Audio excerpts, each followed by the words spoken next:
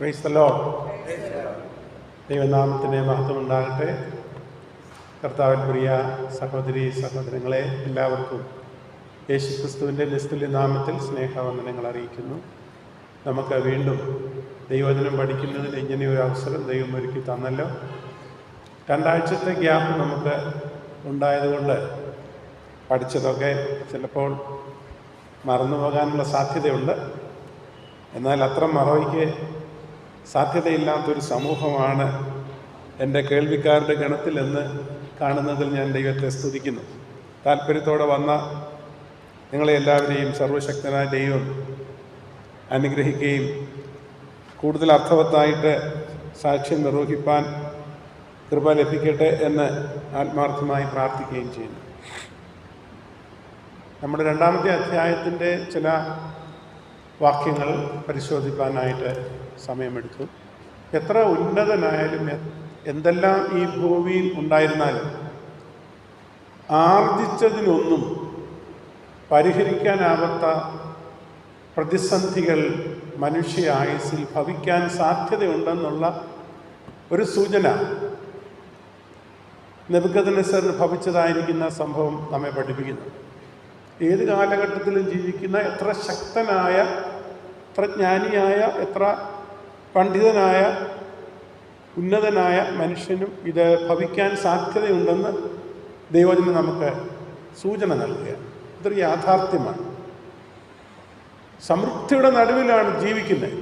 പക്ഷേ ഒരു സ്വപ്നം മതി എല്ലാം നഷ്ടപ്പെടാൻ, ഉറക്കം നഷ്ടപ്പെടാൻ, കൊലവിളി നടത്താൻ, ദേഷ്യമുണ്ടാകാൻ, ക്രോധത്തോടെ തീരുമാനങ്ങൾ എടുക്കാൻ, അസ്വസ്ഥനാകാൻ, എല്ലാം സുരക്ഷിതവും എല്ലാ സുഖസൗകര്യങ്ങളും ചലഞ്ച് ചെയ്യുന്ന പോലെ ആയിത്തീരാൻ.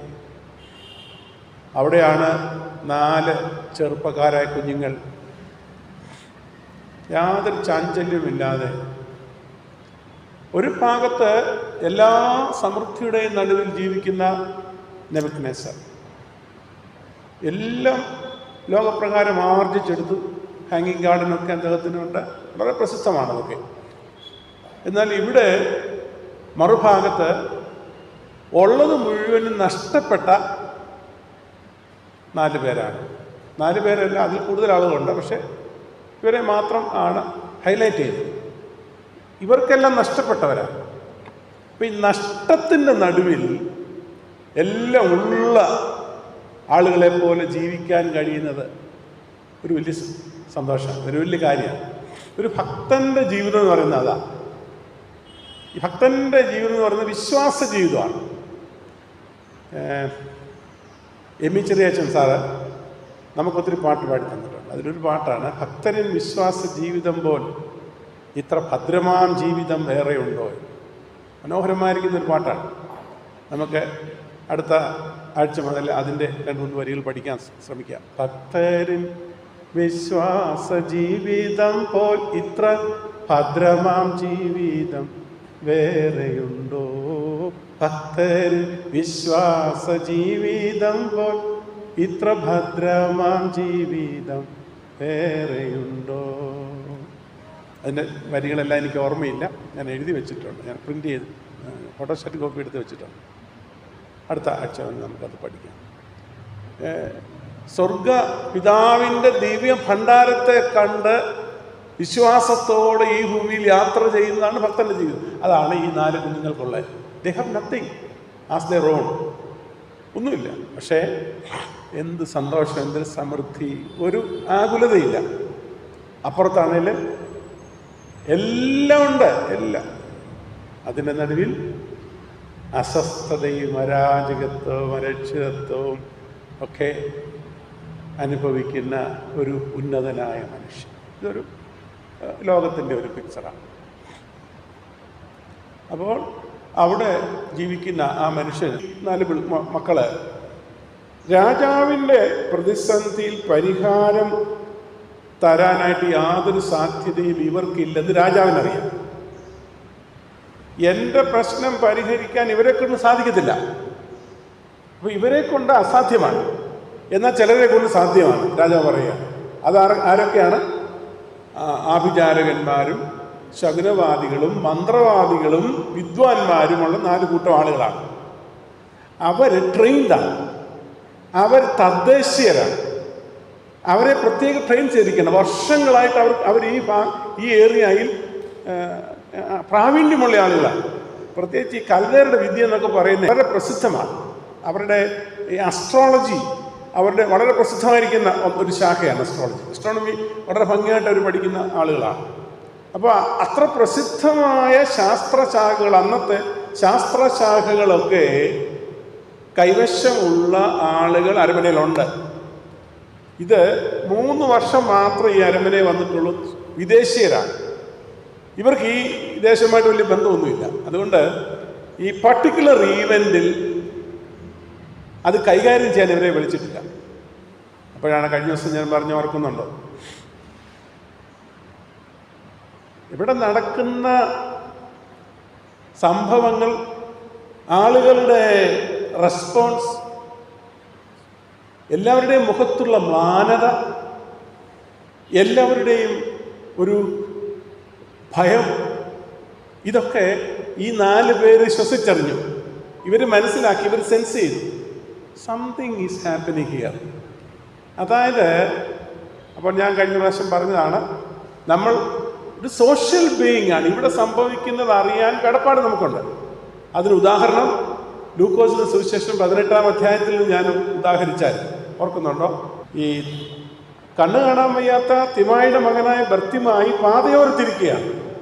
ഭിക്ഷക്കാരനാണ്, കണ്ണു കാണാൻ വയ്യ. അവൻ അവിടെ ആരും, അതിൻ്റെ ഐഡൻറ്റിറ്റി ഒന്നുമില്ല, അവൻ ആരുമല്ല ആ സൊസൈറ്റിയിൽ. പക്ഷേ കാൽപ്പെരുമാറ്റം കേട്ടപ്പോൾ അവൻ ചോദിച്ചു, ഇതെന്ത് അവൻ്റെ റെസ്പോൺസാണ്. അവൻ ഇടപെടുകയാണ്. അവൻ ഇടപെട്ടപ്പോൾ അത് അവന് തന്നെ രൂപാന്തരത്തിനും അനുഗ്രഹത്തിനും മുഖാന്തരമായി തീർന്നു. ഇത് ഈ വേദപുസ്തക ചരിത്രം ഓരോന്നായി സൂക്ഷ്മമായി പരിശോധിച്ചാൽ നമ്മൾ അങ്ങോട്ട് വോളണ്ടറി ചെയ്ത് ഇടപെടുന്ന ചിലടത്ത് നമുക്കും നാം ഉൾപ്പെട്ട് നിൽക്കുന്ന സമൂഹത്തിനും അത് അനുഗ്രഹത്തിന് മുഖാന്തരമാകും. മറ്റൊരെണ്ണം നേരത്തെ പറഞ്ഞിരുന്നു, ഓർക്കത്തില്ല. മരുഭൂമിയിൽ കൂടെ യാത്ര ചെയ്യുകയാണ്, തേരിൽ ഇരുന്നൊരുത്തൻ പുസ്തകം വായിക്കുന്നു. ഞാൻ പറഞ്ഞാണോ? എന്തോ ചെയ്യാൻ പറഞ്ഞു, വരാത്തവർക്ക് മാർക്ക് പോയി, സാരമില്ല, വന്നവർ പറയട്ടെ. തേരിലിരുന്ന് പുസ്തകം വായിക്കുക. ആ മനുഷ്യനെ ഫിലിപ്പോസിന് അറിയത്തുപോലുമില്ല, ഉദ്ദേശിക്കുക ഒരു വിടിയില്ല. പുള്ളി തേരിലായിരിക്കുന്ന ഈ മനുഷ്യൻ നടക്കുകയും കൂടെ ചെയ്യുക. അയാൾ ഡെസേർട്ടിൽ കൂടെ നടക്കുന്നത്. അപ്പം അകത്തു നിന്നൊരു ശബ്ദം, സ്വർഗത്തിൽ നിന്നൊരു ശബ്ദം കേട്ടു. ഈ പള്ളിക്കകത്തിരുന്ന് മാത്രമല്ല ദൈവശബ്ദം കേൾക്കാതെ, എവിടെ ഇരുന്ന് കേൾക്കാം? ഒരു കാര്യം ഇപ്പോൾ ഡെസേർട്ടിൽ നിന്ന് കേൾക്കാം. പിന്നെ എളുപ്പമാണ്. പത്മോസിൽ നിന്ന് കേൾക്കാമെന്ന് പറയണ്ടേ? എന്താ പറയാത്തത്? അപ്പം നിങ്ങൾ എൻ്റെ കൂടെ അല്ല ചിന്തിക്കുന്നത്. ഡെസേർട്ടിൽ നിന്ന് കേൾക്കാം, പത്മോസിൽ നിന്ന് കേൾക്കാം. കേൾക്കരുതോ? ഡെസേർട്ടിൽ നിന്ന് കേട്ടാൽ എന്തുവാ? തേരിനോട് ചേർന്ന് നടക്കാൻ. ഈ തേരിനാണോ സ്പീഡ്? കാൽനടയ്ക്കാണോ സ്പീഡ്? തേരിനാണേ. അപ്പോൾ എന്ത് സ്ട്രഗിളാണ് നോക്കണേ. ഈ ദൈവത്തിന് വേണ്ടി വല്ലതും ചെയ്യാനായിട്ട് ഇറങ്ങിത്തിരിക്കുന്നവർ ഇത്തിരി സ്ട്രഗിളൊക്കെ കേൾക്കണം. ഈസി അല്ലിത്. ഇത്രയും പറയുന്നത്. അത് തന്നെ എക്സ്പ്ലെയിൻ ചെയ്യാൻ ഒത്തിരി കാര്യങ്ങളുണ്ട് വേദോസ്തത്തിൻ്റെ ഭാഷയിൽ. അത് വിശദീകരിക്കാൻ ഒത്തിരിയുണ്ട്. ഇത്രയും സ്ട്രഗിൾ ഇല്ലാതെ ഒന്നുമില്ല. സ്ട്രഗിൾ എടുക്കാതെ കൊണ്ട് കർത്താവിൻ്റെ ശുശ്രൂഷ ഈ ഭൂമിയിൽ ആരും നിർവഹിച്ചിട്ടില്ല, നിർവഹിക്കാൻ പറ്റത്തുമില്ല. അതുകൊണ്ടാണ് പൗലോസ് അപ്പോസ്തലൻ പറയുന്നത്, ഈ കുരിശിൻ്റെ വഴിയിലാണ് കുരിശിൽ പൂർത്തീകരിച്ച രക്ഷണ്യ പ്രക്രിയ ചരിത്രത്തിൽ തുടരുന്നത്. ക്രൂശിൻ്റെ വഴിയിലാണ്. യേശു പറഞ്ഞു, ഒരുത്തൻ എൻ്റെ പിന്നാലെ വരാൻ ഇച്ഛിച്ചാൽ തന്നെത്താൻ ധരിച്ച് ക്രൂശ് എടുത്ത് എൻ്റെ പുറകെ അനുഗമിക്കട്ടെ. അത് മത്തായിയുടെ സുവിശേഷത്തിലാണ് ആ വേർഷൻ.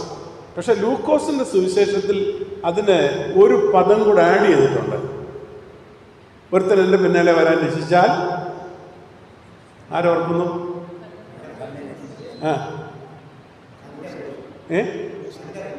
അല്ല, നാൾതോറും ഡെയിലി ക്രോസ്. ഒരു വലിയ വിഷയമാണ് ഡെയിലി ക്രോസ്. വൺസിനെ വൈലല്ല, ഡെയിലി ഡെയിലി ഡെയിലി. ഇതൊരു കൺസിസ്റ്റന്റ് ഒബീഡിയൻസ് ആണ്. എന്നും ഒത്തിരി കടത്തിയാണ് പൗലോസ് പറഞ്ഞിരിക്കുന്നത്. ഞാൻ ഈ പറയുന്ന റെഫറൻസ് അതിൻ്റെ ആ റെഫറൻസ് പറയുന്നവർക്കൊരു സമ്മാനം ഞാൻ നിശ്ചയമായിട്ട് അടുത്ത മാസം വരും, അടുത്ത ആഴ്ച വരുമ്പോൾ തരും. 2 കൊരിന്ത്യർ 4:10. യേശുവിൻ്റെ ജീവൻ എൻ്റെ ശരീരത്തിൽ വെളിപ്പെടേണ്ടത് യേശുവിൻ്റെ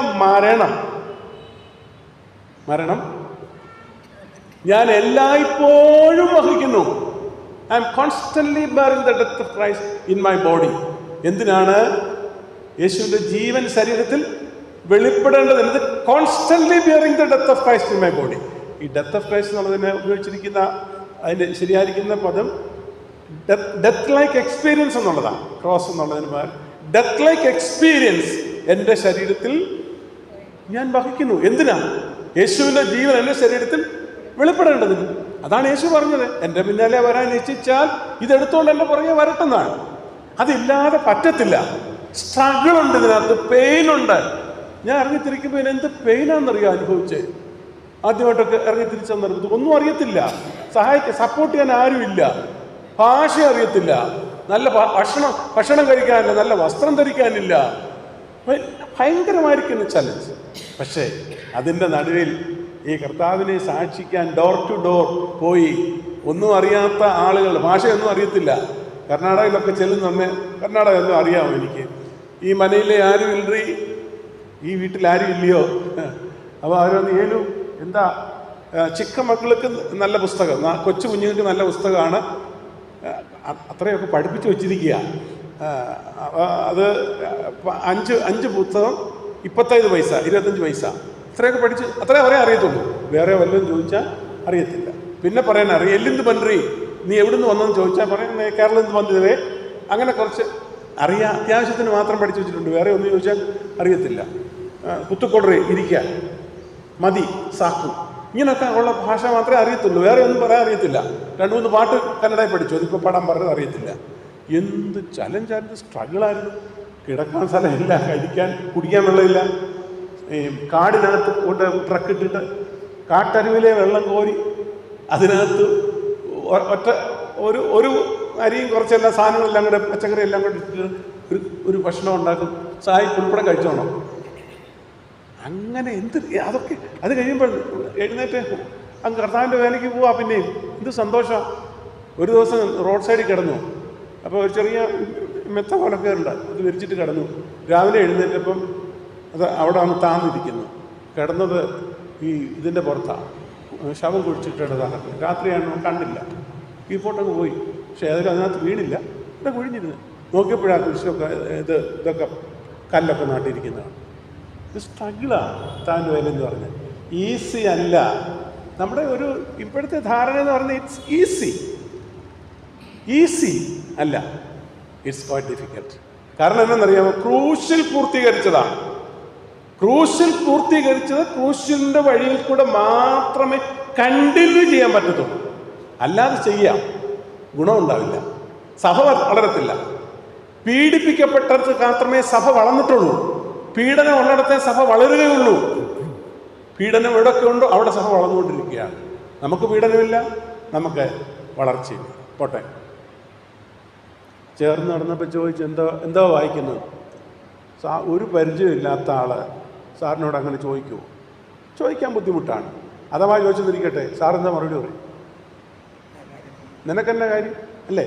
പക്ഷേ ഈ ദൈവം തമ്പുരാനാണ് കാര്യങ്ങൾ ചെയ്യുന്നതെങ്കിൽ ഫേവറബിൾ ആയിരിക്കും മറുപടി. ദൈവം തമ്പുരാൻ്റെ കൽപ്പന നീ അനുസരിച്ചാൽ റെസ്പോൺസ് പോസിറ്റീവായിരിക്കും. അത് എനിക്ക് പൊരുൾ തിരിച്ചറിയില്ലാതെ എങ്ങനെയാണ് മനസ്സിലാകുന്നത്? ശരി, അകത്തോട്ട് കയറിയിരിക്കാൻ പറഞ്ഞു. അപ്പം മരുഭൂമി കൂടി നടന്നവനെ തേരൊരുക്കി ഇങ്ങനെ അങ്ങോട്ട് പോന്നു. വെള്ളമുള്ള സ്ഥലത്ത് ചെന്നപ്പോൾ ഇൻ്റർപ്രിട്ടേഷനൊക്കെ അതിനിടയ്ക്കുണ്ട്. വെള്ളമുള്ള സ്ഥലത്ത് ചെന്നപ്പം സ്നാനപ്പെടുത്തി അതിനെ സഭയെ ചേർത്തു. അങ്ങനെ എത്തിയപ്പോൾ രാജ്യത്തെ സുവിശേഷം പ്രസംഗിക്കാൻ ഇടയായിത്തീർന്നു. അപ്പോൾ വോളണ്ടറി ആയിട്ട് അങ്ങനെ ചെയ്യാൻ ചിലതുണ്ട്. പല കാര്യങ്ങളും പുസ്തകത്തിൽ തന്നെയുണ്ട്. ഒത്തിരി കാര്യങ്ങൾ നമുക്ക് പഠിക്കാനായിട്ടുണ്ട്. അത് പറഞ്ഞാൽ നമുക്ക് ദാനിയേൽ പ്രവചനം പഠിച്ച് തീരാൻ പറ്റത്തില്ല. ഞാൻ ഈ ദാനിയേൽ പ്രവചനവും ടോട്ടൽ ബൈബിളും കൂടെ ചേർത്ത് പറയുന്നത് കൊണ്ടാണ് ഇതൊക്കെ നിങ്ങളോട് പറയേണ്ടതായിട്ട് വരുന്നത്. ദൈവത്തിന് സ്തോത്രം. പ്രിയപ്പെട്ടവരെ, ഈ 4 പേര് അവിടെ ഫ്രീ ആയിട്ട് ഈ ടെൻഷൻ്റെ നടുവിൽ, പ്രതിസന്ധിയുടെ നടുവിൽ ഇരിക്കുമ്പോൾ എന്താണ് വിഷയം അറിഞ്ഞു കഴിഞ്ഞപ്പോൾ നോക്കരുത്, വായിച്ചത് പറയണം. വിഷയം അറിഞ്ഞു കഴിഞ്ഞപ്പോൾ എന്തായിരുന്നു ദാനിയേൽ ചെയ്തത്? ഇപ്പോൾ അങ്ങോട്ട് വായിച്ചു നിർത്തിയതേ ഉള്ളൂ.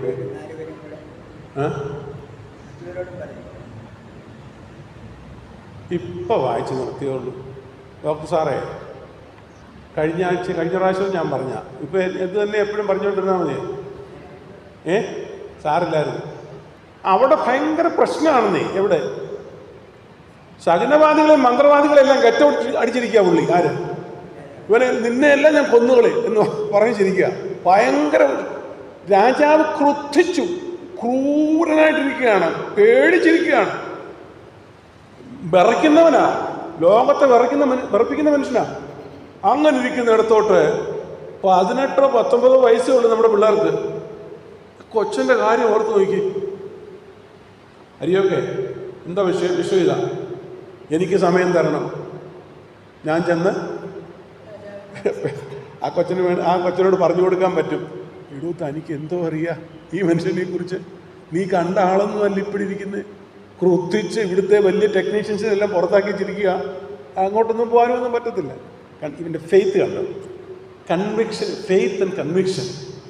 എൻ്റെ ദൈവം എനിക്ക് അനുകൂലമാണെന്ന ഉത്തമ ബോധ്യം എനിക്കുണ്ടെങ്കിൽ എനിക്കെതിരെ ഒരു ശക്തിക്കും ഒന്നും ചെയ്യാനാവില്ല. രാജാവിൻ്റെ മുഖം എനിക്ക് ഫേവറബിളാക്കി എൻ്റെ ദൈവം തരുമെന്ന ഉത്തമ ബോധ്യം. ശത്രുക്കളുടെ മുൻപിൽ മേശയൊരുക്കുന്നവൻ പോയി. അവൻ ഫേവറബിളായിട്ട് ഇടപെട്ടു. ശരി, സമയം അനുവദിച്ചു കഴിഞ്ഞിട്ട്, കഴിഞ്ഞ പ്രാവശ്യം പറഞ്ഞ വീണ്ടും ഞാൻ ഓർപ്പിക്കാം, അനുവദിച്ചു കഴിഞ്ഞ ശേഷം അവർ വന്നിട്ട് എന്താ ചെയ്തത്? കൂട്ടുകാരോട് ഷെയർ ചെയ്തു. ഒരുമിച്ച് പരിപാടി നടക്കത്തില്ല. ആധ്യാത്മികതയിൽ കഴിഞ്ഞ പ്രാവശ്യം ഞാൻ വളരെ കഴിഞ്ഞ പ്രാവശ്യത്തെ പ്രസംഗം നിങ്ങൾ കേൾക്കണം, ബൈബിൾ സ്റ്റഡി നിങ്ങൾ കേൾക്കണം. ഞാൻ പറഞ്ഞു, ഒരുമിച്ചുള്ള പങ്കാളിത്തത്തോടുകൂടിയുള്ള വേലയുടെ മഹത്വവും തന്നെയുള്ള വേലയുടെ ശോച്യമായ അവസ്ഥയും ഒരുമിച്ച് 4 പേരും കൂടെ ദൈവത്തോട് ചോദിച്ചു. ദൈവം രാത്രി ദർശനത്തിൽ ആർക്ക് വെളിപ്പെടുത്തി? 4 പേര് പ്രാർത്ഥിക്കാൻ പോയി, ഒരാൾക്ക് വെളിപ്പെടുത്തി. 4 പേര് പ്രാർത്ഥിക്കാൻ പോയി, 4 പേർക്ക് വെളിപ്പെടുത്തണ്ടേ? ഇല്ല, ഒരാൾക്ക് വെളിപ്പെടുത്തിയത്. എന്തേ കാരണം? ദൈവത്തിനറിയാം ആർക്ക് വെളിപ്പെടുത്തിയാൽ അത് ആത്യന്തിക നന്മയ്ക്കായി തീരുമെന്ന് സർവജ്ഞനായ ദൈവത്തിന് അറിയാവുന്നതിനാൽ ആ 4 പേരുടെ കൂട്ടത്തിൽ അഗ്രഗണ്യനായ, ദൈവത്തിന് വിശ്വസിക്കാൻ പറ്റുന്ന വിശ്വസ്തനായ ഒരുവനാണ് ദാനിയേൽ എന്ന് ദൈവത്തിന് അറിയാവുന്നത് കൊണ്ട് ദൈവം അത് ദാനിയേലിന് വെളിപ്പെടുത്തി. അപ്പോൾ ബാക്കി 3 പേരുടെ ഉത്തരവാദിത്വം എന്താണ്? ദൈവം വെളിപ്പെടുത്തിയതിനെ അക്സെപ്റ്റ് ചെയ്യുക എന്നുള്ളതാണ്. നമുക്ക് പറ്റാത്തത് അതാ. 4 പേരിൽ ആരാ വലുത്? 4 പേരും വലുതാ. പിന്നെ വല്ലതും നടക്കുമോ? ഇല്ല. അവരെന്നെ അക്സെപ്റ്റ് ചെയ്യാനായിട്ടുള്ള വലിയ ബുദ്ധിമുട്ടാണ്. ഈ പ്രൊഫഷണൽ ഫീൽഡിലൊക്കെ ഉണ്ട്, സാറിനൊക്കെ അറിയാം. പ്രൊഫഷണൽ ഫീൽഡിലുണ്ട് ഭയങ്കരമായിട്ടുള്ള മത്സരമുണ്ട്. ഇന്നുണ്ട്, ഡോക്ടേഴ്സിൻ്റെ ഇടയിലുണ്ട്, നേഴ്സസിൻ്റെ ഇടയിലുണ്ട്, ഉപദേശിമാരുടെയും അച്ഛന്മാരുടെയും തിരുവേനിമാരുടെയും ഇടയിലുണ്ട്. ഇത് റെക്കോർഡ് ചെയ്യുന്നുണ്ട്. അത് കളയല് കേട്ടോ സാറേ, ഇരുന്നോട്ടെ. എല്ലായിടത്തും ഉള്ള കാര്യമായി പറയുന്നു. എല്ലായിടത്തും ഉണ്ട് ഈ മത്സരം. ഒരാൾക്ക് കിട്ടിയപ്പോൾ ബാക്കി 3 പേരും അത് അക്സെപ്റ്റ് ചെയ്തു. എന്നിട്ട് അത് അക്സെപ്റ്റ് ചെയ്തത് കൊണ്ടാണ് അവിടുത്തെ ഒരു ഫ്രേസ് മനസ്സിലാക്കണം. നിങ്ങൾ ശരിയായിട്ടൊന്ന് വായിക്കണം. വായിച്ചപ്പോൾ നിങ്ങൾക്ക് അത് മനസ്സിലായെന്ന് എനിക്കറിയാൻ വയ്യ. ഈ എനിക്ക് വെളിപ്പെടുത്തിയത് കൊണ്ട് ഞങ്ങൾ നിന്നെ സ്തുതിക്കുന്നു. നോക്കേ, കണ്ടുപിടിച്ചേ. എനിക്ക് വെളിപ്പെടുത്തിയത് കൊണ്ട് ഞങ്ങൾ നിന്നെ സ്തുതിക്കുന്നു. അങ്ങനെ ഉണ്ടോ? നിങ്ങൾ വെളിപ്പെട്ടു.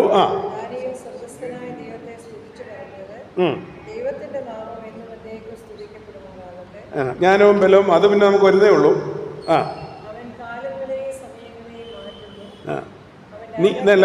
ഞാൻ പറഞ്ഞ 23-ാമത്തെ വാക്യം, നീ എനിക്ക് ജ്ഞാനവും ബലവും തന്നു, ഞങ്ങൾ നിന്നോട് അപേക്ഷിച്ചത് ഇപ്പോൾ എന്നെ അറിയിച്ചു. കണ്ടോ? ഞങ്ങൾ നിന്നോട് അപേക്ഷിച്ചത് ഇപ്പോൾ എന്നെ അറിയിച്ചു. ഞങ്ങളെ അറിയിച്ചെന്നല്ല, ആണോ? അല്ല, എനിക്ക് വെളിപ്പെടുത്തിയതിനാൽ ഞങ്ങൾ നിന്നെ സ്തുതിക്കുന്നു. സി കോർഡിനേഷൻ കണ്ടോ ഇവരെ? കർത്താവിൻ്റെ ശുശ്രൂഷയുടെ മഹത്വം ദൈവമക്കളുടെ ഒരുമിച്ചുള്ള ബന്ധങ്ങളിലാണ്, കൂട്ടായ്മയിലാണ്. ഈ ഇടവകയുടെയും ശുശ്രൂഷയുടെ മഹത്വം ശുശ്രൂഷിക്കുന്ന പട്ടക്കാരനും ഇടവക ജനങ്ങളും തമ്മിൽ ഒരു ഫാമിലി ബോണ്ട് ഉണ്ടാകുന്ന സന്ദർഭത്തിലാണ്. അവിടെ ഹൈറാർക്കി ഒന്നുമില്ല.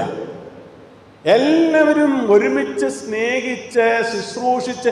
മിനിസ്ട്രി എന്ന പദം വേദപുസ്തകത്തിൽ ഉപയോഗിച്ചിരിക്കുന്നതെല്ലാം സെർവൻഹുഡ് എന്ന പദമാണ് ഉപയോഗിച്ചിരിക്കുന്നത്. ദാസ്യത്വം, ദാസ്യവേല. ഇത് ശുശ്രൂഷ, ആത്മീയ ശുശ്രൂഷ.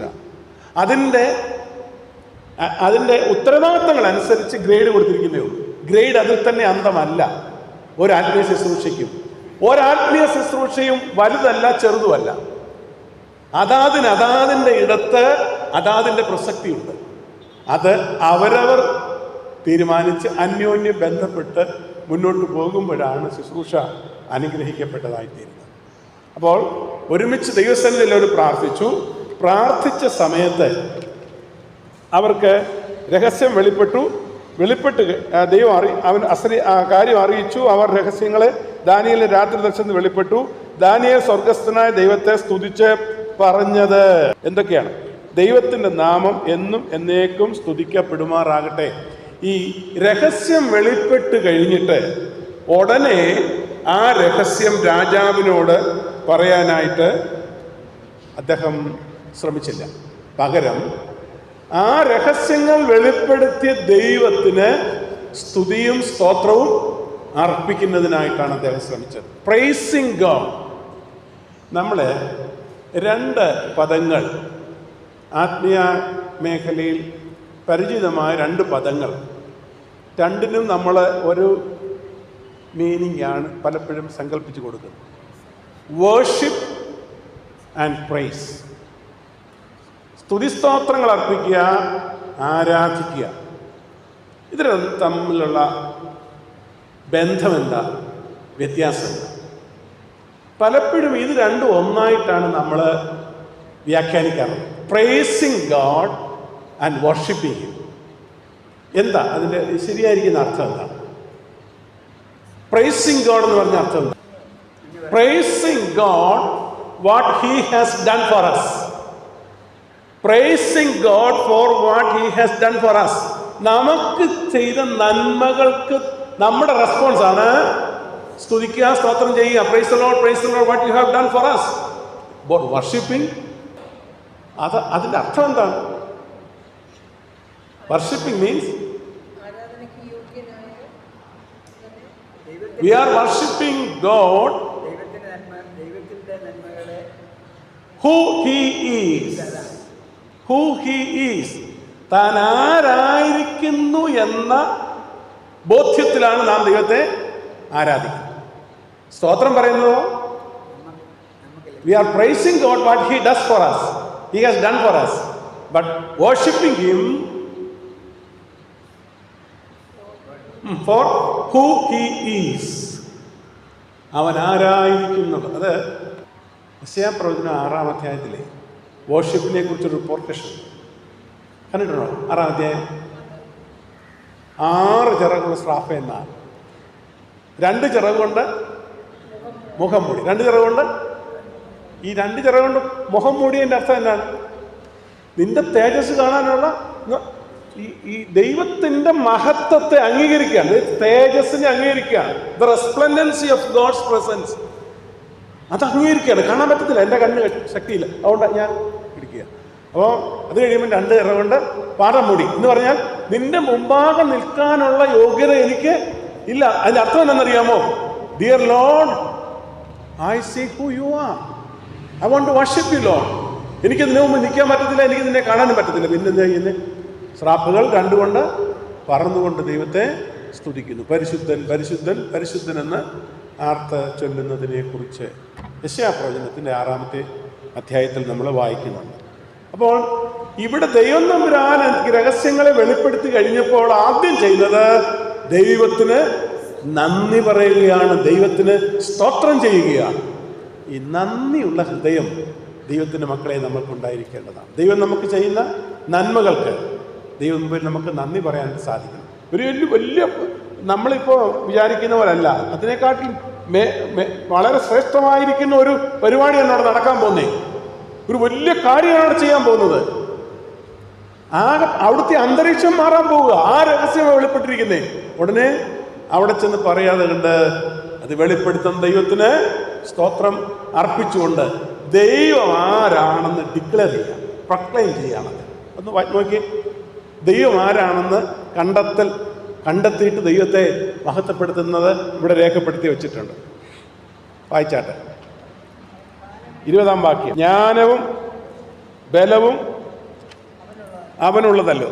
അടുത്തത്, അവൻ കാലങ്ങളെയും സമയങ്ങളെയും മാറ്റുന്നു. ജ്ഞാനവും ബലവും അവനുള്ളത്, പിന്നെ സമയങ്ങളെയും കാലങ്ങളെയും അവൻ മാറ്റുന്നു.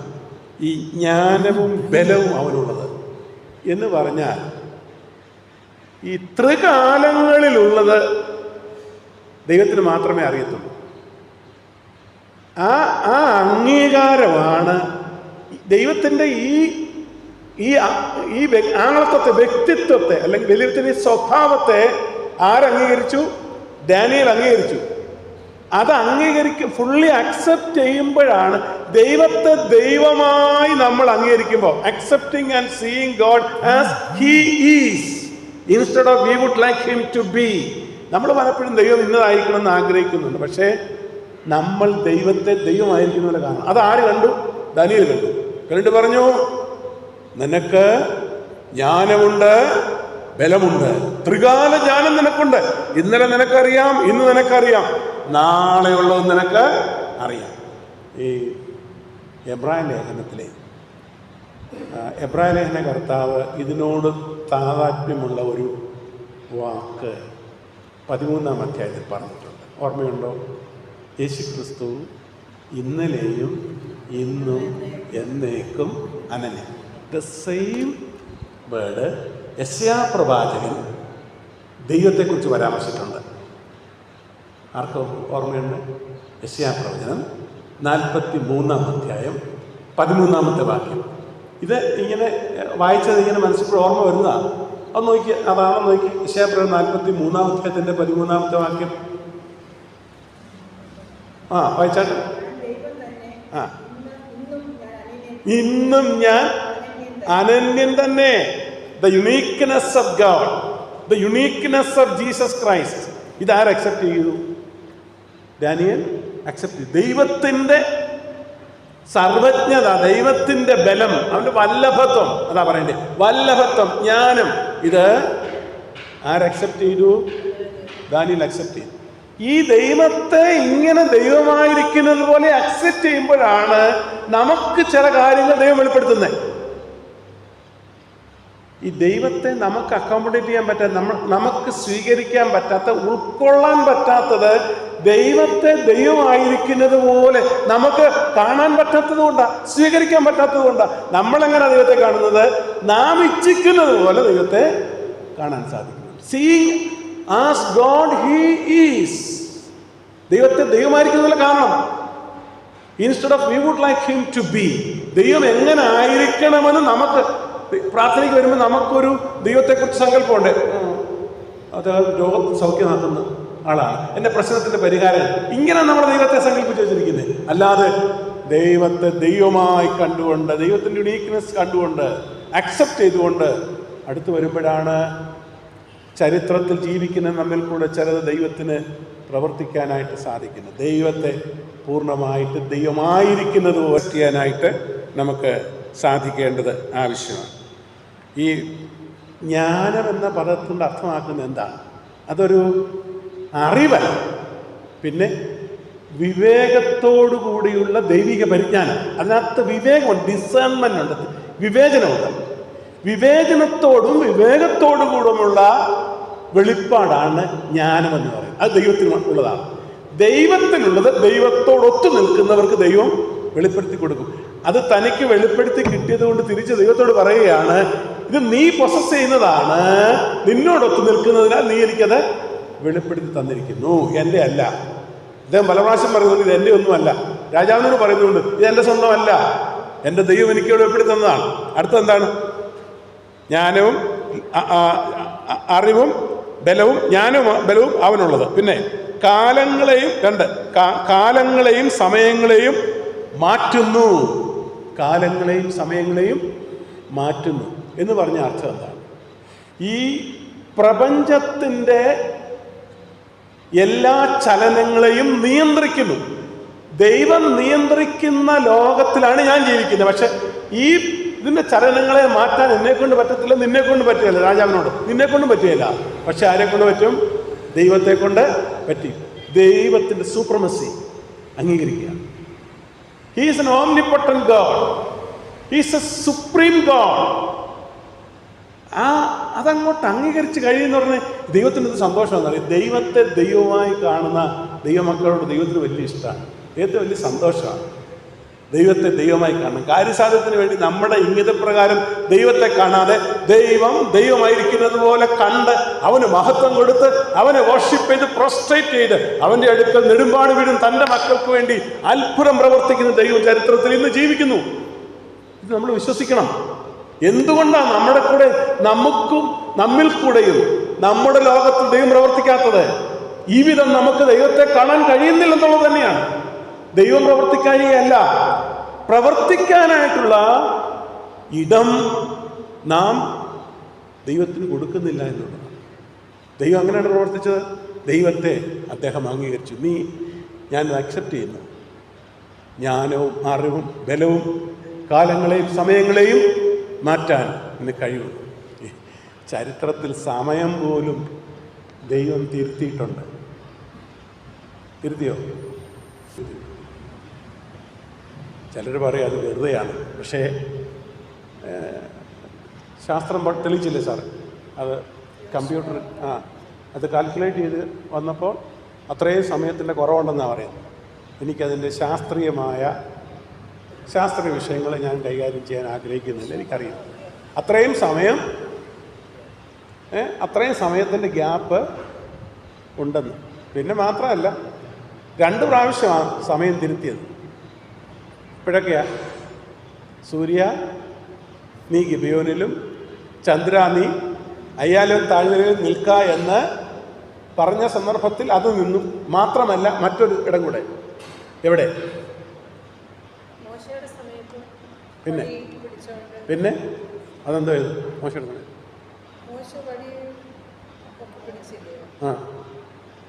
അന്നേരം ജയിച്ചതല്ലേ ഉള്ളൂ. ഇതല്ല, മോശമല്ല. ആർക്ക് പറയാം? സൂര്യഘടികാരത്തിൽ ആരുടെ?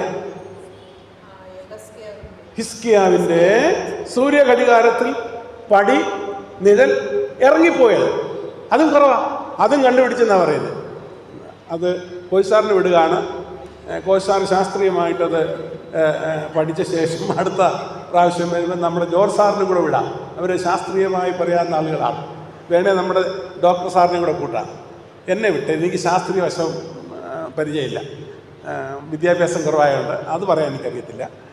എന്നാൽ അങ്ങനെ ഉണ്ടെന്ന് ഇങ്ങനെ ഒരു ചെറിയ അറിവ് കിട്ടിയിട്ടുണ്ട്. ആ കുറവ് ഉണ്ടെന്നായിട്ട് ശാസ്ത്രം കണ്ടുപിടിച്ചെന്ന് ഈ കമ്പ്യൂട്ടർ യുഗത്തിൽ കമ്പ്യൂട്ടർ വെച്ച് പുറകോട്ട് കാൽക്കുലേറ്റ് ചെയ്ത് വന്നപ്പോൾ അങ്ങനെ കണ്ടെത്തിയെന്നാണ് പറയുന്നത്. സാധ്യതയുണ്ടല്ലേ സാർ? സാധ്യതയുണ്ട്. എന്തുവാട്ടെ, കാലങ്ങളെയും മാറ്റുന്നു. സഹോദരിമാരെ, നമ്മുടെ ആയുസ്സിൻ്റെ ഓരോ ദിനങ്ങളും അവൻ്റെ കൈകളിൽ എണ്ണപ്പെട്ടിരിക്കുന്നു എന്നുള്ളത് ഓർമ്മപ്പെടുത്തലും കൂടാണ്. മാറ്റാനും ദീർഘിപ്പിക്കാനും കുറയ്ക്കാനും ആർക്ക് സാധിക്കും? ഹിസ്കിയാവ് പ്രാർത്ഥിച്ചപ്പോൾ കൂട്ടിക്കൊടുത്തു. 15 വർഷം കൂട്ടിക്കൊടുത്തു. എന്നാൽ ദൈവത്തെ മറന്നവൻ, ദൈവത്തെ നിഷേധിച്ച പിതാവിൻ്റെ മക്കൾ അപ്പന് മുമ്പേ കോപാഗ്നിക്കിരയായിപ്പെട്ട് ലോകത്തോട് യാത്ര പറഞ്ഞ സംഭവം നമ്മുടെ മുൻപിലുണ്ട്.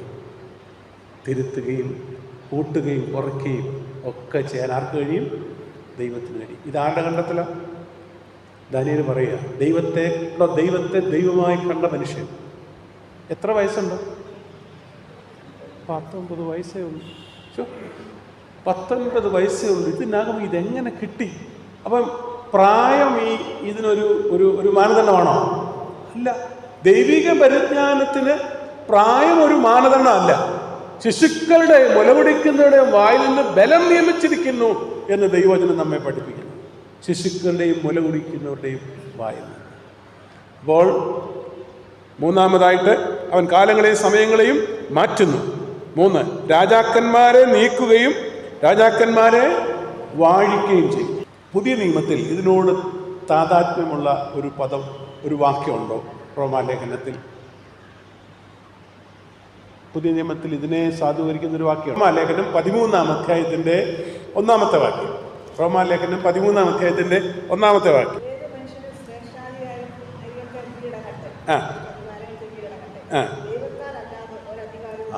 ദൈവത്താലല്ലാതെ ഒരധികാരവും ഇല്ലല്ലോ. അത് പുതിയ നിയമസഭയ്ക്ക് കൊടുക്കുന്ന ഉപദേശമാണ്. ഏത് മനുഷ്യനും ശ്രേഷ്ഠാധികാരങ്ങൾക്ക് കീഴ്പ്പെടട്ടെ, ദൈവത്താലല്ലാതെ ഒരധികാരവും ഇല്ല. അവൻ രാജാക്കന്മാരെ നീക്കുകയും രാജാക്കന്മാരെ വാഴിക്കുകയും ചെയ്യുന്നു. പെട്ടെന്ന് പറഞ്ഞ് ഉദാഹരണം പറഞ്ഞ്, രാജാക്കന്മാരെ നീക്കുന്നു, രാജാക്കന്മാരെ വാഴിക്കുന്നു. എളുപ്പം പറഞ്ഞു. ഒത്തിരി കേസസ് ഉണ്ട്. ഞാൻ ഒത്തിരി കേസ് ചോദിച്ചില്ല, ഒരെണ്ണം പറയാനേ പറഞ്ഞു. അത് ഒരെണ്ണം പറയാനേ പറഞ്ഞു. ഒത്തിരി കേസ് ജനറലൈസ് ചെയ്യേണ്ട. Come on to the point. ദാവീദിനെ വാഴിച്ചു, ആരെ മാറ്റി? ശൗലിനെ മാറ്റി. പിന്നെത്താ ഒത്തിരി ഉള്ളത്.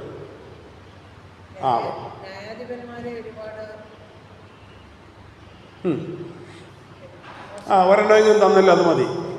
അവൻ രാജാക്കന്മാരെ നീക്കുന്നു, രാജാക്കന്മാരെ വാഴിക്കുന്നു.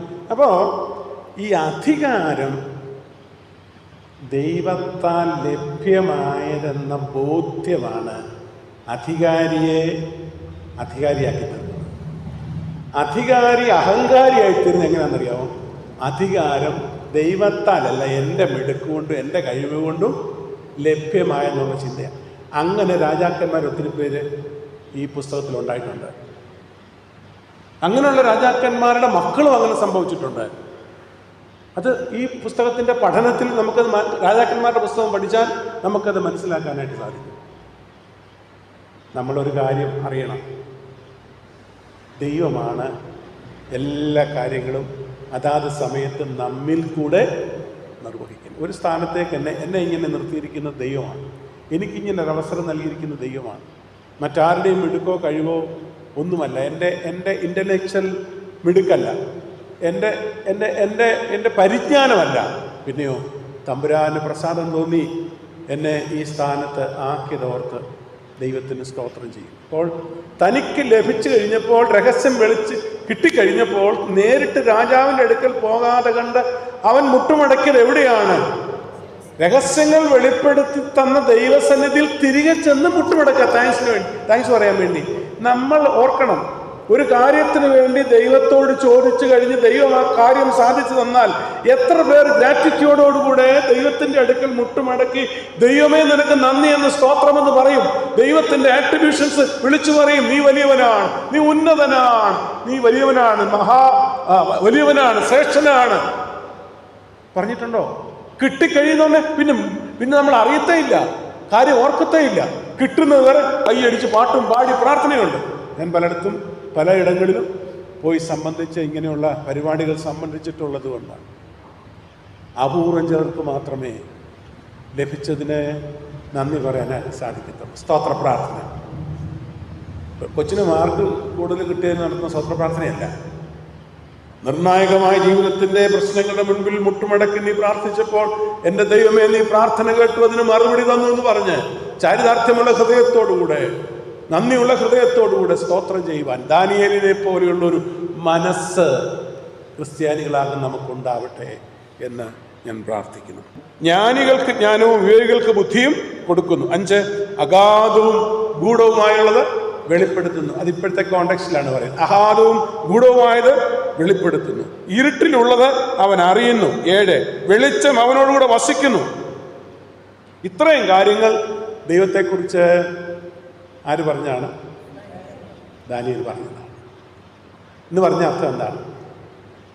ഈ കൊച്ചു പ്രായത്തിനുള്ളിൽ ദൈവത്തെക്കുറിച്ചുള്ള തൻ്റെ വെളിപ്പാട്. ഞാനൊരു കാര്യം ചോദിക്കട്ടെ, നമുക്ക് എത്ര പേർക്ക് നമുക്ക് എന്തൊക്കെ പറയാൻ പറ്റും നമ്മുടെ ദൈവത്തെക്കുറിച്ച്? ഇങ്ങനൊരു ഒരു കണ്ടെത്തൽ പറ്റുമോ ദൈവത്തെക്കുറിച്ച്?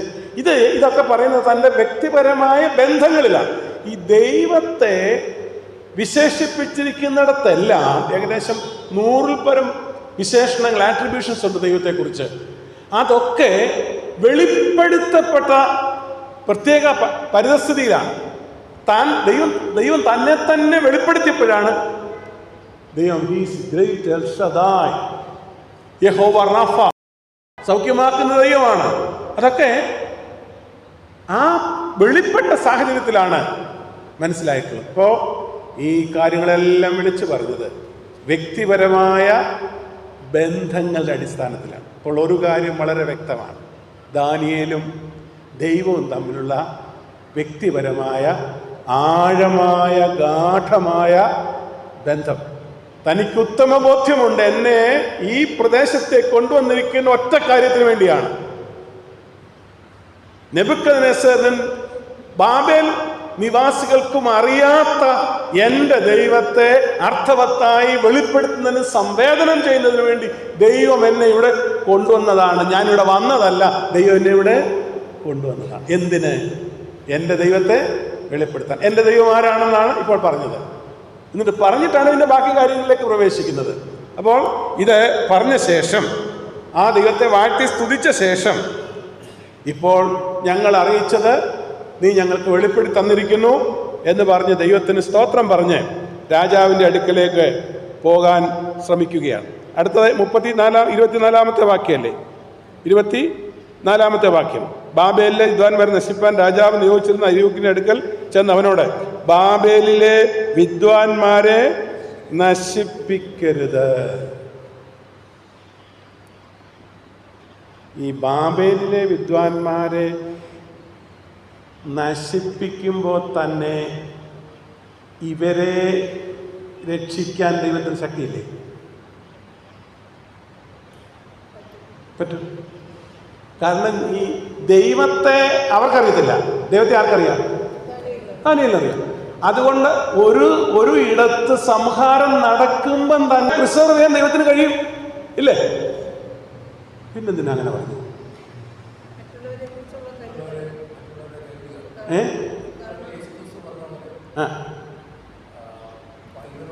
പറഞ്ഞോ പറഞ്ഞോ.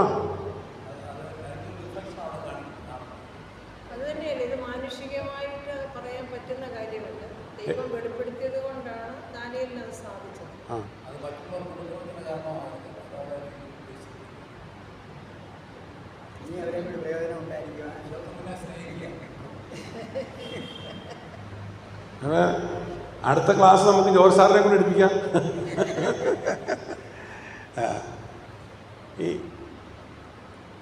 ഇപ്പം ഈ കാര്യം തിടുക്കത്തോടെ ചെന്ന് പറയാൻ അദ്ദേഹത്തെ പ്രേരിപ്പിച്ചത് ഈ സ്റ്റേറ്റ്മെൻറ്റിനകത്തുണ്ട്, ബാബേലിലെ വിദ്വാൻമാരെ നശിപ്പിക്കരുത്. ഈ ദാനിയേലിൻ്റെയും കൂട്ടരുടെയും പേഴ്സണാലിറ്റിയുടെ റിഫ്ലക്ഷനാണ്.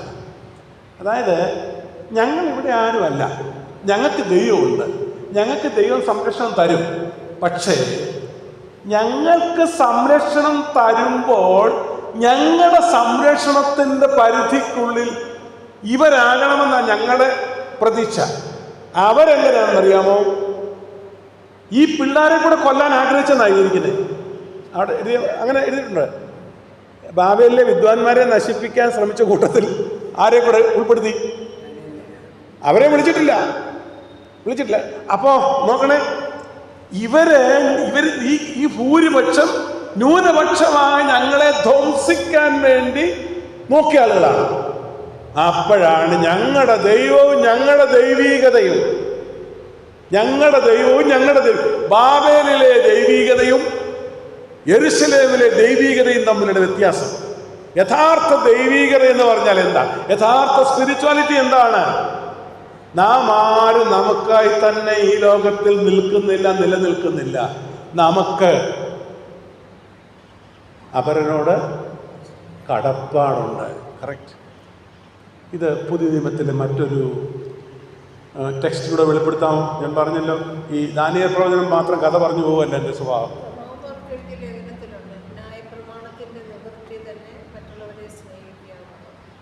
അയ്യോ, ഞാൻ ദൈവശാസ്ത്രം തിയോളജി അല്ല ചോദിച്ച്, ഒരു ഇല്ലസ്ട്രേഷനാണ് ചോദിച്ചത്.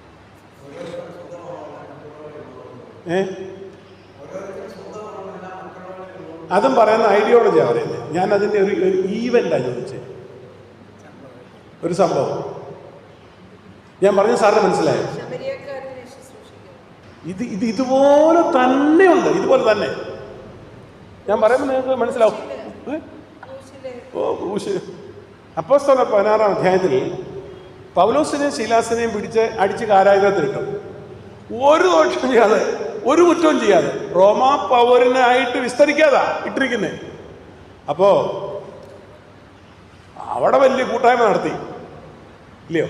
കൂട്ടായ്മ നടത്തിയപ്പോൾ ദൈവം എന്തോ ചെയ്തു? ആ കൂട്ടായ്മയുടെ നടുവിലോട്ട് ദൈവം അങ്ങ് ഇറങ്ങി. മുറിവേറ്റവനെ സ്വാതന്ത്ര്യമില്ലാത്തടത്ത് നിന്ന് ആരാധിക്കുന്നത് കാണുമ്പോൾ മുറിവേറ്റവൻ നിന്റെ മുറിവ് തഴുകാൻ അവിടെ ഇറങ്ങി വരും. ദൈവത്തിന് സ്തോത്രം. വൃണിതമാനസരായിരിക്കുന്നവർ, ആ വൃണിതമാനസമായിരിക്കുന്ന വേദനയുടെ നടുവിൽ ആരാധിക്കുമ്പോൾ നിനക്ക് വേണ്ടി മുറിവേറ്റ പ്രിയൻ ആ മുറിവേറ്റ കരങ്ങളുമായി നീ ആയിരിക്കുന്നിടത്ത് ഇറങ്ങി വരുമെന്നതിന് തെളിവാണ്. ഇറങ്ങി. എന്താ സംഭവിച്ചു? ചങ്ങലയെല്ലാം അഴിഞ്ഞു, തുറന്നു കഴിഞ്ഞപ്പോൾ കാരാഗ്രഹമാണ് എന്നാ ചെയ്യാൻ പോയി. ശ്രമിച്ചപ്പോൾ എന്താ പറഞ്ഞേ പൗലോസ്? ഇത് തന്നെ ഞാൻ ചോദിച്ചു, കുഞ്ഞെ, ഞാൻ ഇതാ ചോദിച്ചത്. നമ്മളിപ്പോൾ ടെക്സ്റ്റ് പറഞ്ഞ എന്താ? ഞാൻ പറഞ്ഞ ടെക്സ്റ്റ് അല്ല, ഞാൻ പറഞ്ഞ ടെക്സ്റ്റ് ഇത് തന്നെ അല്ലേ സാറേ? ഞാൻ പറഞ്ഞ ടെക്സ്റ്റ് ഇതാ. അവരെ നശിപ്പിക്കരുത്, അവരെ നശിപ്പിക്കരുത്. സത്യത്തിൽ എന്താ പറയേണ്ടിയിരുന്നേ? നമുക്ക് ലെഫ്റ്റ് റൈറ്റ് അടിച്ച് നേരെ എങ്ങോട്ട് പോകാനാ? അവിടം വരെ എത്തുന്നതിന് മുൻപ് ഇവിടെ കൊല നടക്കും. മനസ്സിലായോ? ഇതൊക്കെ എങ്ങനെ, ഇതിൽ കൂടുതൽ എങ്ങനെയാണ് നമ്മൾ മനസ്സിലാക്കണ്ടേ? ആത്മീയത കണ്ടോ? യഥാർത്ഥ ദൈവികത കണ്ടോ? ആത്മീയതയിലകത്തെ സോഫ്റ്റ് കോർണർ കണ്ടോ? ഒരു മൃദുല മനസ്സ്. ആദ്യം പറയാം, അയ്യോ അവരെ നശിപ്പിക്കരുത്, എനിക്ക് കിട്ടി, ഞാൻ അവിടെ രാജാവിനൊക്കെ ഡയറക്റ്റ് നമ്മളൊക്കെ എന്ത് ചെയ്യും? ഞാൻ കോയ്സാറിനെ ഒന്നും കൊണ്ടുപോകത്തില്ല, ഡോക്ടറെ വിളിക്കത്തില്ല, ജോർജിയെ വിളിക്കത്തില്ല, കൊച്ചോനെയും വിളിക്കത്തില്ല, സാറിനെയും വിളിക്കത്തില്ല. ഞാൻ തന്നെ ക്രെഡിറ്റ് ആർക്ക് വേണം? എനിക്ക് വേണം. അത് ഈ അരിയോക്ക് ക്രെഡിറ്റ് എടുത്ത കൂട്ടത്തിലാണ്. അരിയോക്കിന് സ്റ്റേറ്റ്മെൻറ്റിനകത്തുണ്ട്, അവരെ കൊല്ലരുത് കേട്ടോ, അവരെ കൊല്ലരുത്. പ്രിയപ്പെട്ടവരെ, നമുക്ക് ദോഷം ചെയ്യുന്നവരോട്, നമുക്ക് ദോഷം ചെയ്യുന്നവരെയും നമ്മുടെ അവകാശങ്ങൾ പിടിച്ചു വാങ്ങിക്കുന്നവരോടും നമ്മൾ എതിർക്കരുതെന്ന് എബ്രായ ലേഖനത്തിലൊരു പദമുണ്ട്. എബ്രായ ലേഖനത്തിൽ വിശ്വാസികൾ സഹിച്ച ത്യാഗത്തിൻ്റെ പട്ടിക വിശദീകരിക്കുന്നിടത്ത് ഇതിനെ സാധൂകരിക്കുന്ന ഒരു സ്റ്റേറ്റ്മെൻ്റ് ഉണ്ട്. ആരോർക്കും? എബ്രായർ 11 വസ്തുക്കളുടെ അപഹാരം എഴുതിയിട്ടുണ്ട്. വസ്തുക്കളുടെ അപഹാരം. നമ്മുടെ അബ്രഹാം ഉദ്ദേശിയുടെ കൂടെ ഇറങ്ങിത്തിരിച്ചാണ് ഇത് ലോത്ത്. കിട്ടേണ്ടത് ആർക്കായിരുന്നു? എടുത്തു. അതങ്ങോട്ട് പറഞ്ഞു കഴിഞ്ഞപ്പോ സ്വർഗത്തിലെ ദൈവം വിളിച്ചു, അബ്രഹാമേ. എനിക്കത് വായിക്കുന്നുണ്ടെങ്കിൽ ഇങ്ങനെ ഓർമ്മയിൽ കൊള്ളും. ഞാൻ നിന്റെ അതിമഹത്തായ പ്രതിഫലമാണ്. നീ പോട്ടടാ, ഇതെല്ലാം പോയെങ്കിൽ പോട്ടെ, ഞാനുണ്ട് നിന്റെ. 16-ാം സങ്കീർത്തനത്തിൽ പറയുന്ന അളവ് നൂൽ എനിക്ക് മനോഹര ദേശത്ത് വീണിരിക്കുന്നു, അതിന് നല്ലൊരു അവകാശം ലഭിച്ചിരിക്കുന്നു. യെസ്, അത് ആർക്കും കവർന്നെടുക്കാനാവില്ല. എനിക്ക് വേണ്ടി എൻ്റെ ദൈവം അളനൂൽ വെച്ചിരിക്കുന്നത് കവർന്നെടുക്കാൻ ലോകത്തിൽ ഒരു ശക്തിയെ കൊണ്ടും എൻ്റെ ദൈവം അനുവദിക്കത്തില്ല. സ്തോത്രം. അങ്ങനെ ഒരു ദൈവം നമുക്കുണ്ട്. ഞങ്ങളുടെ ഈയിടത്തെ ഒരു എക്സ്പീരിയൻസ് ഉണ്ടായി ഞാൻ കുറച്ച് സ്ഥലം ഉണ്ടായിരുന്നു പാലക്കാട്, ഞങ്ങളുടെ വൈഫിൻ്റെ വീടിൻ്റെ അടുത്ത്. അത് കുറച്ച് ഏക്കറൊക്കെ ഉണ്ടെന്ന് പറഞ്ഞുകൊണ്ട് എനിക്ക് പ്രമാണം എൻ്റെ തന്നു. ഞാൻ കാശ് കൊടുത്ത് വാങ്ങിച്ചാൽ. പക്ഷേ വിൽക്കാൻ നേരത്തെ നടന്നപ്പം 1.5 ഏക്കറില്ല. വിൽക്കാൻ നേരത്തെ എന്നപ്പോഴും 1.5 ഏക്കറില്ല. ഇതിലേ പോയി എങ്ങനെ പോയി ഒരു പിടിയില്ല. ഞാൻ ചെറുതായിട്ടൊന്ന് ചോദിച്ചു നോക്കി മോളിയോട്, നമുക്കൊന്ന് നോക്കാമല്ലോ, ഇവിടുന്ന് ആളിനെ കൊണ്ട് അളപ്പിക്കാമെന്നൊക്കെ പറയും. എൻ്റെ ഭാര്യ എന്നെക്കാട്ടി നല്ലവളായെന്ന് പറയും. ചൈന പുറകെ നടക്കാൻ പോകണ്ട, പോയത് പോട്ടെ. ദൈവം നമുക്ക് ഇരട്ടിയായി 1.5 ഏക്കർ കുറച്ചാണ് വിറ്റത്. ആര് കൊണ്ടുപോയാ? എങ്ങനെയോ പോയി. അത് പോയെങ്കിൽ പോട്ടെന്നേ, അതിന് ഇരട്ടിയായി. കൂട്ടുകാരിൽ പരമായിട്ടെന്നെ പോറ്റുന്ന പെറ്റമ്മയിലൻ പേറുന്ന യേശു പോരായോ, ക്രിസ്ത്യ ജീവിതം പോ ഭാഗ്യം പാരിലെന്തുള്ളൂ. വേട്ടമല്ല ഫിലിപ്പോസ് സ്വദേശി പാടിയതാ. ക്രിസ്ത്യ ജീവിതം പോ ഭാഗ്യം പാരിലെന്തുള്ളൂ. ആണോ? യെസ്. അവരെ കൊല്ലരുത്. അവരെ കുറിച്ചുള്ള അക്കൗണ്ടബിലിറ്റി ഞങ്ങൾക്കുണ്ട്. അത് ഞങ്ങളെ ഏൽപ്പിച്ചിരിക്കുക. അതുകൊണ്ടാണ് യെശയ്യാ പ്രവാചകൻ ഒരു വാക്യം വിളിച്ചു പറയുന്നു, കാവൽക്കാരാ രാത്രി എന്തായി. ദേശത്തിന്റെ കാവൽ ചെയ്യുന്ന കാവൽക്കാരാ രാത്രി എന്തായി. ദൈവമക്കളെ, എബനേസർ മാർത്തോമാ ചർച്ചിലെ മെമ്പേഴ്സ്, ഈ ദാനിയേൽ പ്രവചനം പഠിക്കാൻ വന്നിരിക്കുന്ന പ്രിയപ്പെട്ടവരെ, നമ്മൾ ഈ എബനേസറിന്റെ കാവൽക്കാരാണ്. മറക്കണ്ട, ദേശത്തിന്റെ കാവൽ ചെയ്യുന്ന കാവൽക്കാരാണ്. diligently we have to watch over it. എന്താ സംഭവിക്കുന്ന അറിയാൻ, പ്രത്യേകിച്ച് ഉപദേശിയായിരിക്കുന്ന ഞാൻ കാവൽക്കാരനാണ്. നമ്മൾ പുതിയ നിയമസഭ, ആ ബോധ്യം നമുക്കുണ്ടോ? അവരെ കൊല്ലരുതേ, അവരെ കൊല്ലരുതേ. അകാരണമായ ഒരു ജഡവും ലോകത്ത് നശിപ്പാൻ ദൈവം ആഗ്രഹിക്കുന്നില്ല. അങ്ങനെ അവരോട് പറഞ്ഞില്ലെങ്കിൽ അവരുടെ കുറ്റം നിന്റെ മേൽ വരുമെന്ന് വേദപുസ്തകത്തിൽ വാക്യമുണ്ട്. വായിച്ചിട്ടുണ്ടോ വാക്യം? ഇല്ല. എസെക്കിയേൽ പ്രവാചകന്റെ പുസ്തകത്തിലാണ്, 33-ാം അധ്യായത്തിലാണ്. ദുഷ്ടനോട് ദുഷ്ടാ നീ മരിക്കുമെന്ന് അവനോട് പറയാൻ നിനക്ക് ഞാൻ അവസരം തന്നിട്ട് നീ പറയാതിരുന്നാൽ ദുഷ്ടൻ തന്റെ ദുഷ്ടതയിൽ മരിക്കും. അവന്റെ രക്തമോ ഞാൻ നിന്നോട് ചോദിക്കും. ഞാൻ നിന്നോട് ചോദിക്കും. അക്കൗണ്ടബിലിറ്റി. ന്യൂ ടെസ്റ്റ്മെന്റ് ചർച്ചിന് അക്കൗണ്ടബിലിറ്റി ഉണ്ട്. എന്നെ ഇത്രയും നാൾ കണ്ട ആളിനോട് ഞാൻ എൻ്റെ രക്ഷകനെ കുറിച്ച് പറയാതിരുന്നാൽ അവൻ രക്ഷകനെ അറിയാതെ മരിക്കും. അവന്റെ രക്തം ഞാൻ നിന്നോട് ചോദിക്കും. ഈ പുസ്തകത്തിൽ എഴുതിയിരിക്കുന്നതാണ്. ഇത് ദൈവത്തിന്റെ വചനമാണ്, എഴുതിയിരിക്കുന്നതാണ്. അതുകൊണ്ടാണ് പലരും പഠിക്കാൻ വരാത്തത്, പഠിക്കാത്തതും തുറക്കാത്തതും വായിക്കാത്തതും. സമയം കൺട്രോൾ ചെയ്യുന്ന ആളെൻ്റെ മുന്നിൽ ഇരിപ്പുണ്ട്, എനിക്കറിയാം. അപ്പം അതുകൊണ്ട് അതാരാന്ന് ഞാൻ പറഞ്ഞില്ല, പറയത്തില്ല. അതുകൊണ്ട് ഞാൻ വാക്കുകളെ അവസാനിപ്പിക്കുകയാണ്. നമ്മളൊന്ന് റീകളക്ട് ചെയ്താട്ട് പറഞ്ഞു വന്ന എന്താ പറയാൻ ആഗ്രഹിച്ച്. തനിക്ക് സ്വപ്നം വെളിപ്പെട്ട് കിട്ടി. നോർമലി കിട്ടിക്കഴിഞ്ഞാൽ അടുത്ത പരിപാടി കിട്ടിക്കഴിഞ്ഞാൽ ഓടിച്ചെന്ന് പറയും, ഇടിച്ചിട്ടേ പോകണം. ആർക്കേ വെളിപ്പെട്ടുള്ളൂ?